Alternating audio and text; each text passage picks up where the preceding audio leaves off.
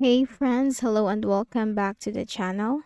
In this video, I'm going to share to you on how you can fix the error http2 protocol error in the Chrome browser. So if you encounter this kind of error, then let's go quick into the process. Click on the start button, go to settings. In the list of options on the left pane, you have to click on time and language. You have date and time. So here you need to make sure that you are in the current correct date and time. Again, make sure that you are in the current correct date and time. And if you are not in the correct date and time, then simply switch off set time automatically and set time zone automatically. And you have to click on the set the date and time manually.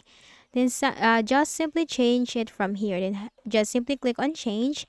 And after that, turn on set time zone automatically and set time automatically, and then you have to simply close out of here.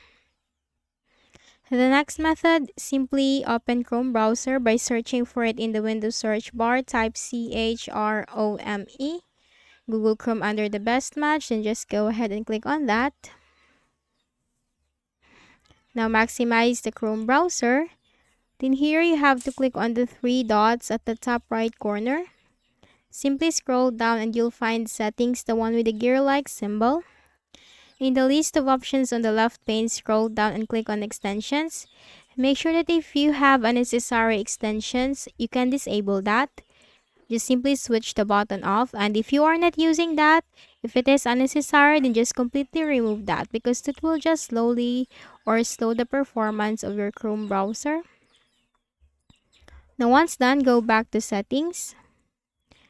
Then here, simply scroll up in the list of options on the left pane and you'll find privacy and security, the one with the shield symbol. Then here you'll find delete browsing data, delete history, cookies, cache, and more. Click on that. You have two options on how you can delete the browsing data. It could be basic or advanced. Go to advanced. Time range, change that to all time. Browsing history, check. Download history, check. Cookies and other site data, check. Cached images and files, check.